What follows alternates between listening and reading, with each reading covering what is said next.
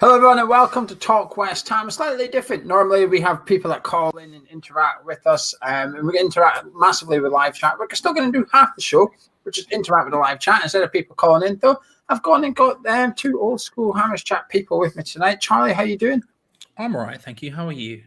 Yeah, I'm all right. Thank you. Tom, you good? Yep, not bad. Can't complain.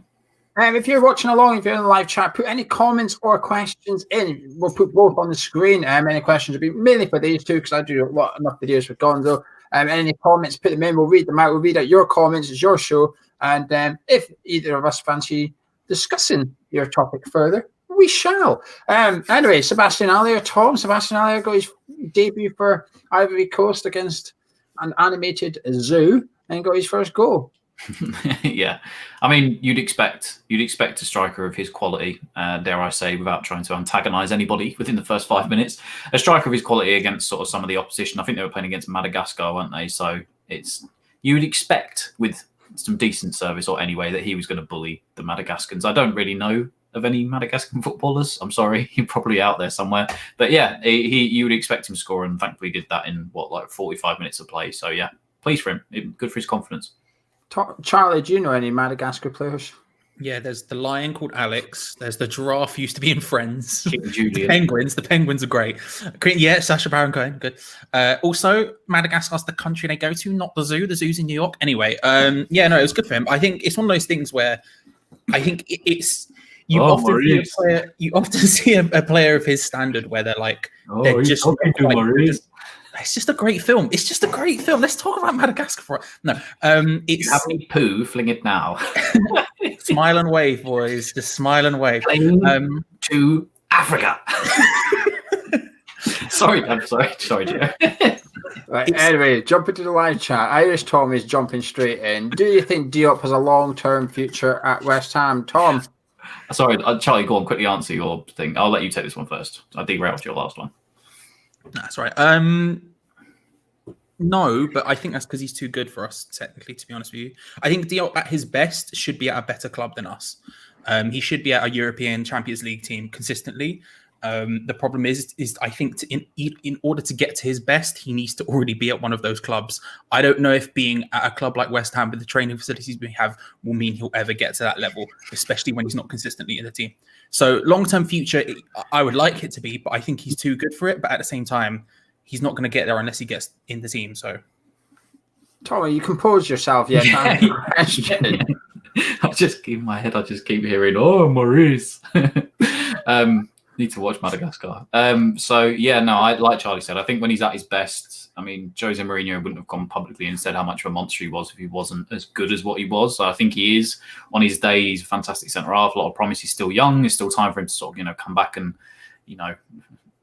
right the wrongs that he's sort of done. He just hasn't looked confident over the last 18 months really, and it's such a shame because he had such a big promise, such a big price tag for us.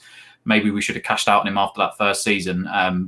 But I think as long as he continues to struggle, I think he may have a future with us. Because I think if, he may see out the rest of his contract. He obviously signed a long deal with us when he came. So he's got, 2 years left or something, maybe 3. So I'd be inclined to just keep hold of him. He's young. He still has that chance, like I said, to right his wrongs. But on his day, he's a fantastic centre-half. He's just not had many good days recently, unfortunately. I think as well, though, a lot of the time, when he was playing with Balbuena, I think he looks much more assured when he has Ogbonna back there. And I actually think he'd do all right. We haven't really seen him since he's been David Moyes switched to the back 5 system. And I actually think he'd be potentially more comfortable in that system having, Ogbonna and Balbuena or somebody else around him. I think he might find his hand forced a little bit, to be honest with you, because at some point, we are pretty skint. We know we're skint. And if Moyes is wanting to spend money even next summer, he's going to have to look at the squad of players he's got and think, well, who can I shift out? And I think Diop's possibly the only player that, if you look at him and Haller, the two players David Moyes might look at and think, well, actually, they're worth a little bit of money. I can get cash for these two. And they're not in my first 11. I can probably make do without them. Because we've got a lot of players whose contracts are coming to an end. They either need renewed or the players will need replaced. And we don't really have enough money to replace them. We're almost not going to quite be like Burnley, but Sean Dyche has that issue. When players leave for free, you can only really bring in players for free, and there's not that many of them. And I just don't hope that we don't end up in a situation where a bit like that. In order to stop being a bit like that, I think we're going to have to look at Diop and Sebastian Haller as it stands, I think Moyes is going to have to decide if he's going to move one or two of those on. Charlie, Rebecca says, Ben Ramsey start against Sheffield United. Do you know what? Yes. But I really like Pablo Fornals, and I think that he is actually okay in that position. Like, it's not perfect for him by any stretch of the imagination, but for example, when he got left on as the only person who didn't get substituted off the other week, I kind of understood it. However, I think having a more, how do I word this? Someone who's more liable to shoot in that position is probably a better shout for now, especially with Haller. If you've got someone who can provide him the ball, which Haller can do, then get him involved, get him more involved in play, whereas Fornals is going to be trying to find Haller, which is why I think he probably works a little bit better with Antonio than he does with Haller. So yeah, for me, I would start him. Will he? No, he won't. Dave Moyes will keep his system, but I personally would, yes. Yeah, I wouldn't. I'd be inclined against starting him. I just think I don't think you can move out Pablo Fornals. I think he's been, well, arguably our best player this season, up there with Antonio and some others. So for me, he's just, I think, like Charlie said, he doesn't necessarily have as great a chemistry with Haller as he does with Antonio. And I guess that depends on, I'm sure Antonio is supposed to be back fit, whether or not he risks him from the start. But like I said, we know he's not going to play the attacking formation that we'd like to see, and so in that regard, no, he won't start against Sheffield. Would I like him to? Of course I would. I think I'd love to see him start, but just knowing of what Moyes will be like, then no, Fornals will be starting, unfortunately, against Sheffield. For you watching at home, this is a question for all of you as well as these two. Dave G. Hammer says, West Ham player you're most surprised with and most disappointed with. So if you're watching live, get your answers in the live chat and we'll get them up on the screen as well. Tom, we'll start with most surprised, will we? I think there's an easy answer here. Aaron Cresswell? I mean, I know who Charlie's answer is going to be for most disappointed with, which is a contentious one, I think, just because we talk about it in the watch-alongs. There's a couple, to be fair, but I'm trying to decide which one. But no, Aaron Cresswell obviously rejuvenated, especially playing that left-sided centre-half role. I think it's much better suited for him in sort of as he's progressing in his career, just because he doesn't have the pace, I don't think, to cover, and he's not good enough to go up and down in a left wing back role specifically. So he's obviously rejuvenated himself there. And then also, I would say Pablo Fornals actually has surprised me as to how good he's been. It's like, I knew he was talented, but I didn't think we'd be able to get the best production out of him down the left-hand side, something I didn't think would be a natural thing for him, because he's constantly trying to cut inside and get back into the middle. But he's actually done it well, and he doesn't have any pace whatsoever, but for some reason it's worked for him. He's used it to his effect. He makes sharp, the right runs. His passing is fantastic as well. His finishing ability is questionable at times, but again, I think he's sort of surmounted, or he's gone past the expectations we probably would have set for him at the start of the season. So yeah, no, I'd say those two for me are probably the biggest surprises. Actually, Fredericks and Masuaku as well. Just like some of our back line, it's been a breath of fresh air, actually, to say how well they've been some weeks, which is nice for a change. What you're saying, Walsh? I'll pick someone different because Tom's named half the team there. I'll pick most surprised, honestly, probably Antonio, because I'm shocked he's actually managed to keep it going. Now, I'm not shocked that he's got injured because we all knew that was coming. But at the end of last season, I was like, okay, cool. That was a period. We've had periods with Mikel before where he's looked decent, he's looked all right.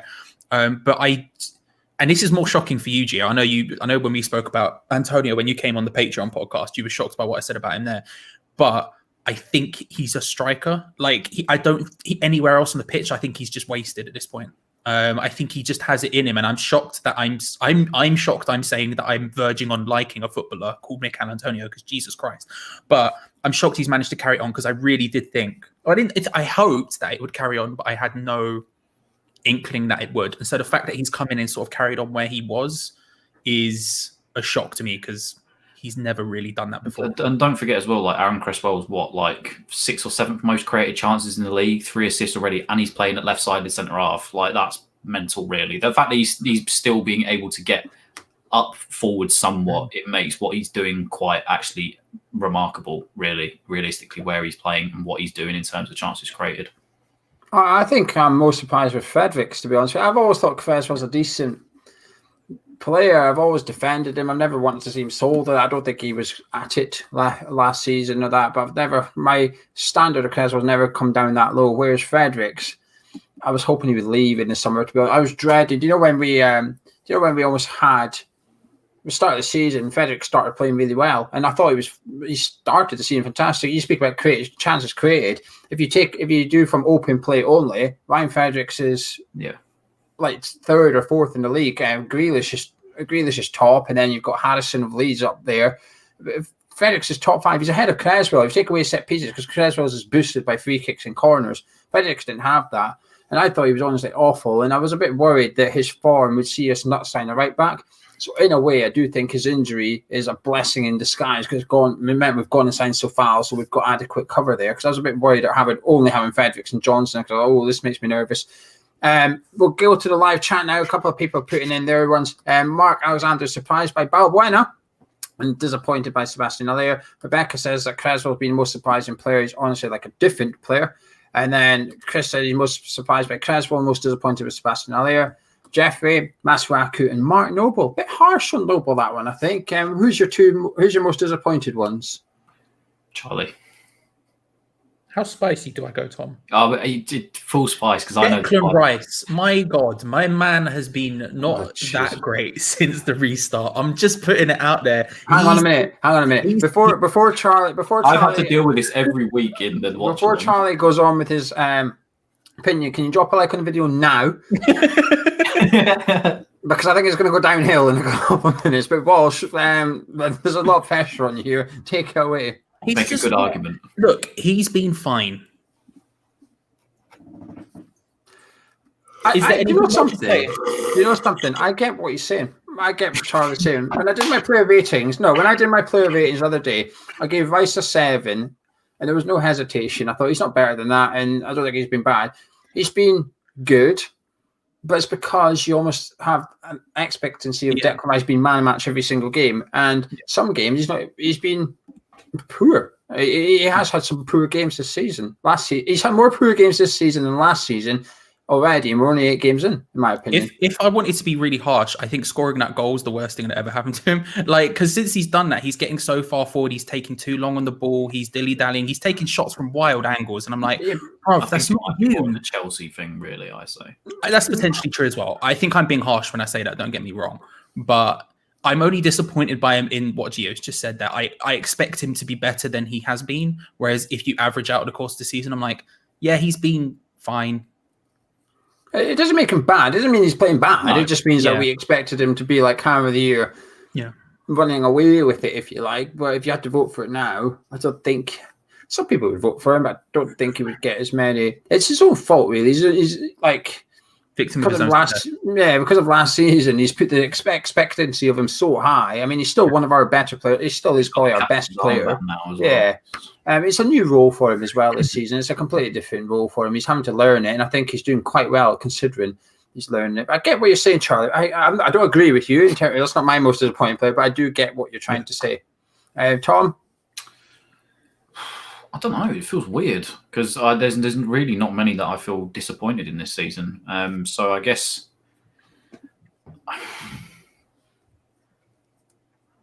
I don't actually have one.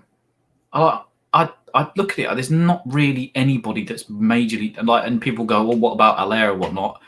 Don't think that's a proper argument just because I think he's playing in a role that is just suited mainly to Antonio, and you're not going to get the best out of him in that system. It just does not work.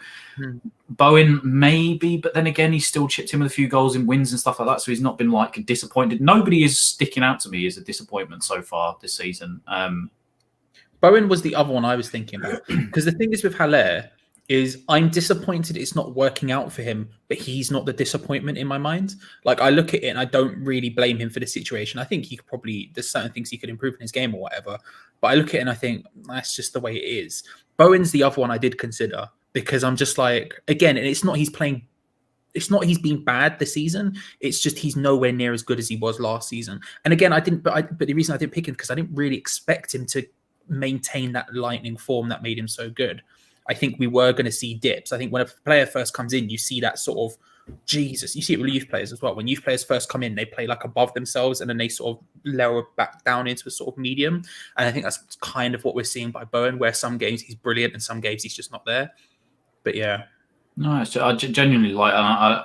There's not been one person that stuck out like a sore thumb that I think, you've been crap. I mean, everybody's had like a couple of bad games here or there. They've not been amazing, but for the most part this season, I think to a man, most of them have done actually really, really well. Even in games that we should have had no business in being in, like Liverpool or Man City or stuff like. I thought they really have turned the corner under Moyes, and he's really got them playing hard for him. And genuinely, there's not been one that I would even move from that team sheet. There's not one position I'd say Ben Rama has to start, because you can't shift Fornals. I mean, there's no, we can't pick on the likes of Anderson anymore or Wilshere if he was playing on. Noble's not even in the teams. We can't blame his legs for it.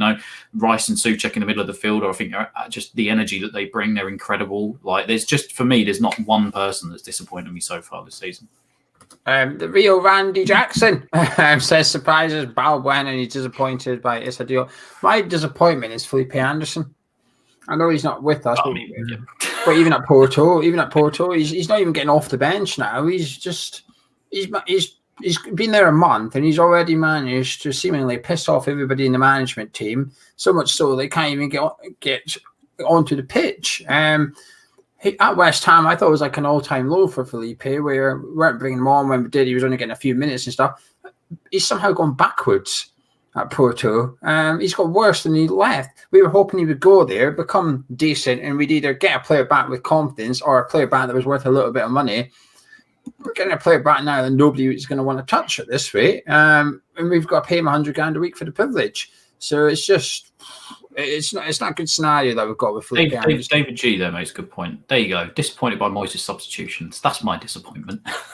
Big cop out. I'm disappointed by it. No, I wasn't going to. No, I was disappointed by his subs. I've got excited by his subs recently. He's actually making some. It's a wild time to be alive. One game, and even then, like when Ben Rama was coming on, or Yarmolenko the other week against Liverpool, or whatnot. Ben Rama and Yarmolenko both had 10-minute tactical instructions before they actually came onto the pitch. Like, Ben Rama was getting warmed up in like the 69th minute and then didn't see the field till like the 78th minute. Like, he was stripped and they were talking to him in like the 69th minute and it still took him 10 minutes to come on. It just, infuriates me more than anything. I actually think he's got better in the last couple of games, actually, to be honest with you. David Moyes with his substitutions. Happy Hammer said he fully expects Rice to come good and be a contender for Hammer of the Year. The thing is, I think we all do, to be honest with you. I think it's only 8 games in. He's learning a new role, so I think we can. I mean, that's the problem with answering the question now. I don't suspect I'm going to continue to say I'm disappointed by Rice by the end of the season. It's just what it is now, Jeffrey said, I said Noble because I really am just sad he's not even getting a sub at the moment. He just started so much previously and can barely make team sheet. He has been injured, Jeffrey, to be fair. He's a rib injury for the last couple of games, but it's just his role now at West Ham, isn't it? Yeah, it's transition period, I think now is the beginning of the end. I'm surprised by Craig Dawson. I'm surprised he exists after that thing X tweeted earlier on or whatever it was. I'm like, what? He exists? There you go. I don't know. I want to say something that's not Rice because I know people hate me when I say it, but there we go. Don't forget though, plastic fans can't talk about West Ham. Anyway, sorry. I don't know what you're talking about. Irish Tommy, where do you think O'Brien ranks among Premier League centre backs? Top 20, I'd say. That's pretty much almost the entire league. I'd say he's like the top 20%, maybe a bit higher of centre backs. I think that's how good he's become in the last few years. The first season that he was with us, or first couple of years, I always thought whenever he used to go in for a tackle in the box, I used to panic because he was just so clumsy. He'd always be giving penalties away. But he's really turned, I think, since obviously Reed has left and Jose Fonte and whatnot. He's really had to step in and take over as the lead role as a centre back.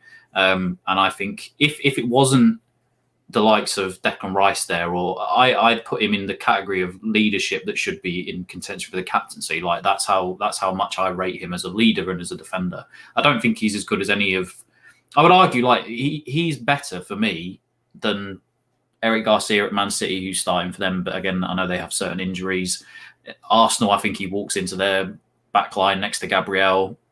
Liverpool, I mean, they probably would take him now, but normally they wouldn't start him. Like just trying to compare them to different centre backs. There's arguably in some of the top teams, they all have one very good centre half, but I think you could make a case that he could start in any really of some of those top teams. It's difficult, isn't it? I agree. Gio I agree, no. he leered down his nose at me. He does that. I agree. It's difficult though. I feel like I can't ignore like the years of inconsistency we had with him before. I think his first season he was very good, and then before like halfway through last season, I would have called him a very inconsistent centre back. And so I don't know. I feel weird judging him right now because I feel like he could still potentially be in a purple patch, but he should be playing for a European side, and by European I mean Europa League sort of thing. He's good enough for it by far. How I don't want to put like a top 20 or whatever, only because I was trying to do the maths there in my head and it's just not formulating. But yeah, I think he should be starting for Europa League side. I do think that when he's in form. Top 10 for me. I struggle to think of many centre backs better than him that are fit. Yes. Gio agreed with me. Yes. But I don't. Who's better than him that's currently fit in the Premier League? Again, I was trying to do the maths and my brain just wasn't functioning. I'd have to start Googling just to remind myself who exists. I don't think there's many. I don't think there's many centre backs better than him currently in the Premier League. I know what you're saying about his inconsistency. I remember our first year at the London Stadium. I thought he was awful, Charlie. I thought he was really poor. But I think last year he was my Ham of the Year last season. I still think he should have been Ham of the Year. Obviously, that's why I voted for him. But I think he started this season fantastically well. I just struggle, honestly. Name 10 centre backs in the Premier League better than him right now. Yeah. Well, can I say Van Dijk, or are we talking like now in? Yeah, okay. We can. Let's not include him just in case you manage to name 10. Okay. So I can still prove my point. Okay. All right. Controversial, but I really like Tyrone Mings. I do. Maybe not better than him, but I think he's very good. I think he's very underrated. I'm just going to put that out there because I'm going through down in the teams in my head. How about I lob names at you and you say yes or no? Tarkowski. Yes, he's better than all. Let me just bring up the Premier League table, and then I can just in my head I can go through the teams, and then I know. See, the difference, it's difficulty, isn't it? Because I would say Tarkowski's better in the air. I'd say right, Leicester. Okay, Soyuncu. I'd say yes. Yeah. No for me. Alderweireld, Davinson. But I will say Fofana looks better. Like he's going to be better. Yeah. Davinson Sanchez or Alderweireld. I'd say he's better than one of them at least. Yeah, I'd say now Alderweireld a couple of years ago was a pistol over him, but I'm not sure today. Chelsea is between. I mean, Christensen. No, I would put in Thiago Silva. I'd put Thiago Silva above him. Okay. Like Michael Keane, he's better than that. Who have you got? Mamadou Sakho and Scott Dan and all that at Crystal Palace. Oh, this Scott Dan. To be fair, Connor Cody, I think Connor Cody has become a really good centre half. I'm a big fan of Cody. I would give you Cody if you wanted to argue Cody. I'd say okay to that. Yeah, Eric Garcia and Ruben Diaz, I think, is decent. We've not really seen enough of him in the Premier League. Arsenal, Gabriel, and no one. Newcastle, I do like Fabian Schär. I think again he's been a bit off the boil for the last few months, but again very good on his day. I'd say he was better than Maguire right now and Lindelof or whoever else they put back there. Nobody's getting past my man Ruben Koch from Leeds. What an absolute baller. Or big League One Liam. Big League One Liam. Come on, the Coopster. Yeah, no, you're probably right. Looking down, he's top 10. He's definitely. I'm convinced he's top 10. What I was going to say before you started listing them off is I would make an argument that we're crap for centre backs in the Premier League at the moment. Like when I think, but maybe it's because like when I'm thinking about it being like 5-10 years ago. But that was the era of Terry, Terry, Carragher, all these big name centre backs. No, and then you look now and it's like, you look at it now and it's like Van Dijk. Yeah, Brian says Ogbonna would walk into most Premier League teams. Infinite Life says Ogbona's top 5 easy. He's going one higher than me. We've struggled to name 5. I think that's to the the other fans that will look and laugh and go, Angelo Ogbonna, I think this is an excellent point. It's true. Yeah, it's true. He's come up. I think he's been doing that for the last 2 years. Like you said, He's come up. Who's he come up against this season? He's come up against that. He's kept quiet. So not Kane. No, Aguero, Vardy, Salah, Vardy, Raul Mane. Jimenez. Yeah, we've played the top teams already, and he's just. Is Kane the only one that scored? Non-penalties. Nah, but it's ignore Son. He's on the other side of the pitch, took ball, isn't he? Oh, right through the middle was in the strikers. Direct opponents. I think Kane's the only one that's done it. Callum Wilson. Yeah. But yeah, that's about it. It's not bad going, is it? When you consider not. the players you've come up against the best in the league, and you've kept them all out, bar one or two. This is for you too. Andrew says, what positions, if he gets proper board support and backing, does not Moyes want to upgrade, and who should be worried? Goalkeeper, I would start to take a look at just in the next year or so. Just time to get a younger keeper, either from the youth team or looking elsewhere to start bringing through. I mean, we don't usually spend money, do we, on a keeper anyway? I think Fabianski was like the most expensive keeper we've bought in maybe of all time. I don't even, or someone was. We just never buy keepers, never young keepers. So I'd start to look to maybe get a younger keeper to come through. I would even be tempted.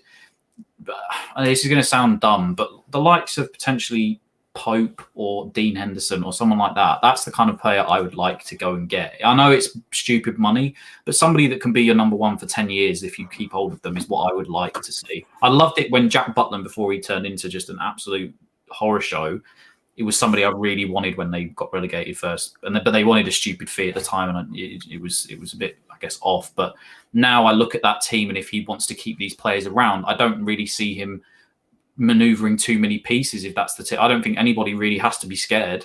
I think because his starting 11 right now is good enough to keep, if we can keep hold of them for the next year or so at least. So for me, keeper position is the only one that sort of really is in the back of my mind, that's worrying me. But just maybe in general getting the squad a bit younger, because we obviously have the oldest squad in the Prem. But like I said, right now it's difficult to say in different positions. One player, I'll tell you what, that I'd love to get, and I did mention this to Charlie the other day, as a striker, I would love, when Watkins went to Aston Villa, I think we should have been all over getting Ivan Toney from Peterborough, because I think he's going to be absolutely mustard in a few years' time. He's already doing bits in the Championship. He is a big, physical, fast striker who's somebody similar to Antonio, I think, that could cause problems. And if you want somebody that can fit into Moyes' system, I would really have loved to have looked at him last summer, because I think he fits the mould perfectly. And I'm a bit disappointed because his price is just going to keep going up and up and up and up. So, yeah. They've already got his replacement, Brentford. They've already got someone to replace Ivan Toney already. I can't remember his name. There's a young lad they've got, and he was playing in that. What's that funny cup called? What's that funny thing? Oh, it's changed names again, isn't it now? The Champions Papa League. John's, the Papa John's Trophy. Yeah, I think he was playing in the Papa John's Trophy, and all the Brentford fans were giving it larger at how good this kid's going to be and stuff. And they want to see two up front, but they can't put him in yet. Charlie? Taking it as just specifically the starting 11 as opposed to the squad, I think the two obvious positions are centre-back, because I think you would be looking to have someone who is, if you look at, say, Cresswell's only in there due to function. I don't think he's in there, I don't think he's looked at as a permanent solution there, potentially. I think he's probably just in there for function, and I think whoever's playing on the other side of Ogbonna is very fluid. It could be anyone else in the team apart from Craig Dawson, who doesn't exist. I think, and again, if we're talking strictly starting 11, I think striker potentially. And that's not a diss on Antonio, because I think, as I said, good lad, right? But if that say we had an actual functioning replacement for Antonio who fit in the exact style Moyes had, and he came in and hit the ground running, right? Maybe Ivan Toney, maybe Danny Ings. I don't know. We can all name players we like, okay? There. Maybe, I don't know. We can find out together, right? But Gio had an inkling about Are you him. bringing Danny Ings into this form? No, I was crazy. I said Gio, when everybody was like, Danny Ings, what the hell? He had a point, and he was right. Very much was he right. I did a thing a few years ago when I said to Gio, Idrissa Gueye, before he went to Everton, I wanted us to be all over him. Look at him now in the Champions League for PSG. And I'm getting similar feelings about Ivan Toney. I'm calling it now. I really want us to sign this. You wanted to be all over Gay. What is this like? Is this like the similar feelings the other day when you said we were going to beat Thingy and then we lost? Is that same feelings, Tom? Yeah, but I did Chelsea last. But everybody called me. Mike said, "Am I ill?" When I said we beat Chelsea last year. What happened? Yeah. I think a striker, because I think if we had an actual functioning replacement for Antonio, and they came in and hit the ground running and were working in the system as much as Antonio would probably struggle to get back into the team. But that's only looking at in terms of starting 11. I think we need a second defensive midfielder desperately. I don't think we have one. I think if Rice gets injured, we're screwed. I think we need centre backs. I think arguably you need to potentially start looking at right back if Johnson doesn't make it, because I don't know if he does at this point. I'm being harsh on him. It's very early, but at the same time, now's the time to be harsh. Left back, because we only have one of Cresswell seen as a long-term centre-back. Goalkeeper, like you said, I think you've both mentioned it. I like Fabianski, but I don't see who comes in after Fabianski, because I was hopeful for Trott, but his loan didn't exactly go well, so that doesn't fill me with confidence. But if we're looking purely at starting 11, I think centre-back and I think striker are the two positions where there could be changes. I think the keeper is a summer problem. I agree with Tom. I want to see us spend big money in that position and just get it sorted for the next 5 years or something. Because we're proven now, Fabianski's proven, if you pay money and get the right goalie in, you don't have to worry about that position. You can just focus on the rest and stuff. It's going to be frustrating if we go back to our cheap ways. I don't feel comfortable if Dan Randolph becomes our number one. I think he's an all right backup goalie, but that's it. I could see Charlie's point about the striker thing. I just don't really have much faith that we're going to find someone that's within our budget apart from Josh King. I'll be shocked if David Moyes does not move for Josh King again. Just to be clear, I keep mentioning him in videos. People keep asking why I want Josh King. I don't want Josh King. I don't think he's that good. I think he's an average Premier League player. But I think genuinely believe that David Moyes really wants him, and I think he'll fit what David Moyes wants to do. He's just not It's not who I would like to see. I don't know who I'd like to see up front, to be honest with you. I don't really have a particular suggestion at the minute, but Jordan Hugo, Ivan Toney. Come on. Anyway, probably we'll start wrapping up there. Either you two get anything you'd like to add before this? If we said 20 minutes, it's over half an hour. So there's a question up there from someone, but I can't remember where it was. There's quite a few, but I've not been able to keep up with them. Is this the one you were looking at? Potentially. Well, we'll make this the last question. Yeah. We'll make this the last question. Jamie says, do you think Declan gameplay looks average only because the rest of the team are doing better rather than Declan doing worse? Charlie? It's a fair point. It is definitely a fair point. I think it's because he's having to do less defending. I do think it's because he's having to do less last-ditch tackles in front of the back four than compared to what he had to do last season. Yeah, that's fair. I think my problem with him this season has been, and since the restart to an extent, is the less defending thing, because I think he's so capable of doing that it's almost a waste not having him doing it. But I think he's taking too long on the ball, for example. That's something that's really starting to irk me, is he's taking 2, 3, 4, 5 touches, and I'm like, bruv, stop. Just when you have the ball, find the pass and give it to someone. Like, let's get this moving. And that could be a case of, like, I think the times he's doing that, he's further forward on the pitch and his opposition are penned in, so he sort of has the time to do that kind of thing. And I think that's probably a credit to David Moyes than it is a diss on Declan Rice, to be fair. But I think Jamie's probably right there. I do think that's a good point that I hadn't actually considered until right now.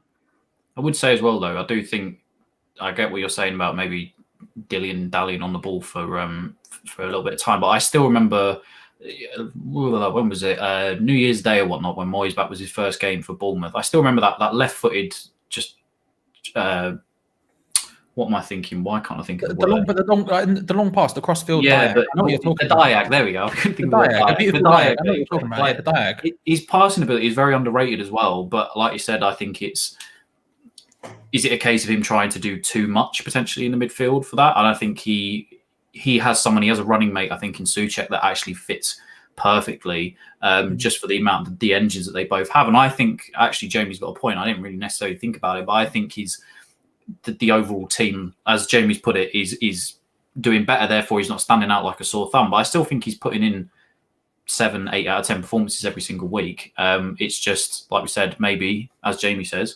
it looks average because everybody else is picking up the slack a bit more. Whereas last season it was always him that was coming out of trouble. But I think also last season as well, his main strength was just being a DM, or the last couple of seasons has been just a central defensive midfielder and not really doing much else. But now there's 2 in the midfield. He's been asked to maybe do a little bit more in terms of getting the play going and starting it and bringing it out. And maybe that's to an extent maybe why we've sort of said that he's not been as good as he has been, because he's playing something that maybe the last couple of years has not been natural to him, because the last couple of years all he did was drop between centre halves and mop up anything that's back there. He still does that, but I think he's being asked to do a bit more now in that midfield, and I think maybe that's where it's kind of like where he started to do a bit more for us, where he started to bring the ball out or start those attacks or do something. Maybe that is the aspect that we're a bit like, oh, that's not as good as I thought it would have been. Maybe. I don't know. Like I said, I think he's been good for us. Don't get me wrong. I don't think he's been bad, but I do agree with Charlie and even yourself. Like, he hasn't had a game this season where it's been like 10 out of 10. I think he's been good for England as well. Don't get me wrong, but I don't think he's not been. I think that's potentially a problem for England as well, though.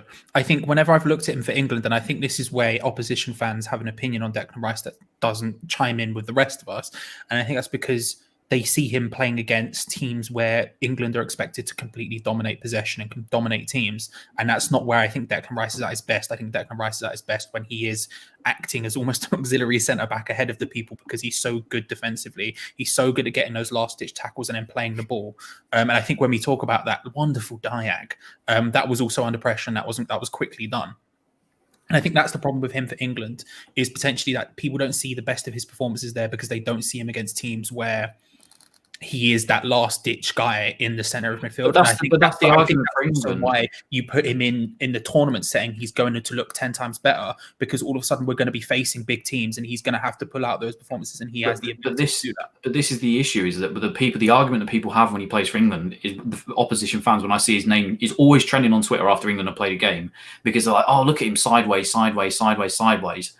He's being asked to do something I didn't think naturally was his better suited position. If it is just literally somebody that can just sit in front of the back four, and he was doing that for England and for us, I think people would be going every week like, oh, bloody hell, like, what's he doing here? Yeah. But now he's being asked to go a bit further forward and be a bit more adventurous, I would say. I think that's maybe where people have started going, whoa, do you know what I mean? I don't know. I mean, you talk about facing big teams at Euros, but when we sweep aside Scotland and Declan Rice gets the winner, it's going to be fun. My shirt might have to come off again, and as I call Gio all the names under the sun as we beat Scotland. But hey, I think his passing and dribbling's getting better this season. Actually, I do think if anything last season his weakness was his distribution of the ball. He wasn't adventurous enough sometimes, and even at West Ham it was sometimes too safe.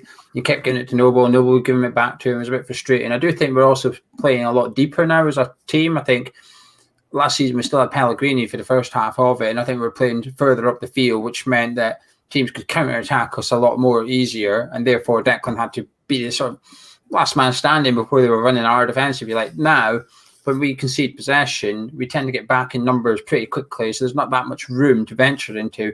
Therefore, I just don't think Declan's got as much defensive duties to do anymore, so you just don't notice his tackling and that. He's got a new role, and I think he's doing all right in it. I'd expect him to get better. I want to see him do more dribbling and more shooting and stuff, Charlie, because so do I. I think that ups his game. That makes him one of the best midfielders in the Prem at that point. Like, I think he'll get better. There's the only way he's going to get better. He's still only 21 years of age as well. Like, people forget he's played 100 Premier League games. Who was it? Who was it we were playing? He got the ball inside our own half, ran all the way down the pitch and hit the post. It was against Wolves or something. Leicester then. Yeah, he dribbled 50 yards and smashed it with his weak foot and come off the post. To be fair, no one challenged him, but we'll move on. Yes, he did dribble that far. Doesn't matter. I could dribble that far if no one challenged me. There was no defenders. No defenders challenged Ravel Morrison at White Hart Lane. Doesn't mean it was a bad goal. Yeah, but he actually put it in the net. What I would say, I agree. The thing is, right, I don't necessarily disagree with you. If he was much better at that sort of stuff, I wouldn't have any complaints about it whatsoever. Let's be real. If he was banging them in on a more consistent basis, then that's fair enough. And you're right, he does need to do it in order to get better. That is very true. Yeah. Can I quickly ask you a question before we wrap up? Yeah, last one, go. How happy are you on the scale of 1 to 10? I know you're not exactly a big fan of international football, but how happy were you for the Scots last night? Were you beaming with pride, singing the national anthem? I was a 10. I was a 10 at the end of it. I'll tell you what, right? I'll send you two. Have you two got your phone with you right now? Yeah, I do. Yeah. I'll send these two boys proof, all right, before I tell you my story, because it is needed. But basically, I had a bet on for Scotland to win 1-0 and Christie to score. Now Christie scored the goal, so I was going to win 300 quid up until the 91st minute when Serbia scored. So Serbia scored, right? So I didn't even think about my bet. So the goal goes in. My heart breaks for Scotland. Really, I'm thinking, no, I could taste it. I could taste the Euro champions, and then I remembered the bet, and my heart broke again. I felt the pain twice. And then the extra time, I thought we were getting battered, to be honest with you. I thought we got battered in extra time, but the boys were just tired to escape their all. And then, obviously, penalties. I was clinging to the fact that we beat Israel in the semis, scoring all 5 pens. I was thinking, right, surely. But the problem is, some of those that took the pens got subbed off because we're like John McGinn got subbed off in that because we were leading with a few minutes to go. But we did it. Mitrovic scored a pen. I mean, they missed it. So the best thing is, after Lukman missed his pen, Mitrovic said, I'm going to take the pens for Fulham now. And his next pen is to miss the one at the end. You just got to love it when an arrogant player like that is the one that messes up as well. He gives all big bollocks and strolls up and stuff, and he just misses it. But no, I was just delighted. 22 years. I was a little boy when we were last at the World Cup. So, yeah, I'm looking forward to it. Looking forward to playing England on the Friday night, and should be good. How desperate are you for there to be fans back for that game? Oh, very much so. Isn't it? Yeah, it's the thing. There's all the flights from like Scotland to London for about the 3 days before the game are all booked up now. The hotels are charging £1,000 a night. The Tartan Army are coming. If Scotland win that, my good God! I still remember at Hampden Park when we were in the bat and ball, weren't we? Because Tom Down was calling me a nonce for the entire day. Nonce. Doing the pointing motion. It's when what's his face banged in 2 free kicks. Lee Griffiths, Lee Griffiths banged in 2 free kicks against Joe Hart. My God, the crowd there went mental. I can only imagine 50-50 what that would be like at Wembley. It'd be some trouble if the fans were back. And the other question I have is, Gio, how sick are you about hearing about Paul Gascoigne scoring that goal one time already? Because I'm not going to lie, literally the second you went through, I saw the GIF on Twitter almost 4 times within like a space of 10 seconds. It doesn't bother me. I think rivalry in football is important. I think it goes too far sometimes, but I think it's a good thing. I think it's healthy for the game, and I think it'll be good. The Tartan Army will take over Trafalgar Square again, as they always do. And really quickly, the fairy liquid will be in the fountain. And can you just pull up Happy Hammer's comment just really quickly? Shout out to what? The Happy Hammer 82. I love that. That one. Maybe tickle. I was in jail when Ravel scored. The whole of Pentonville went crazy. Yes. Jail vibes. Let's go. No way. But we end the show there. Thank you to everybody who's tuned in live or you're watching our playback. If you enjoyed the video, please drop a like on it. Tom, Charlie, thank you boys for joining me on this impromptu video. As always. Shout out to Criminal Records. Let's go. Let's go. Big up To be fair, do you not remember the time when Jack Sullivan asked the people on Twitter if we minded if they signed a convicted rapist? Yes. What does everyone think about signing? Let's go. He just said, remember, he just worded it. What does everyone think of possibly signing this player? And everyone was like, who? Quick Google. You just go down for rape. We're all like, what's your vibe, guys? Prosecution service. Let's go. That used to be our scouting department. Between that and the African Mayhem, yeah. What a club we are! What a club we are!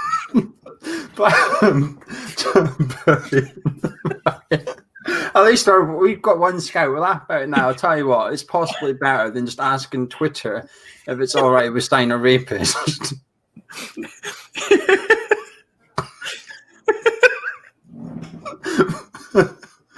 Premier League club. We're genuinely a Premier League club, and we asked if we could sign a rapist. I mean, Oh, I'm good. anyway, we're gonna go. Drop like a drop subscribe. We'll be back soon. Catch you in a bit.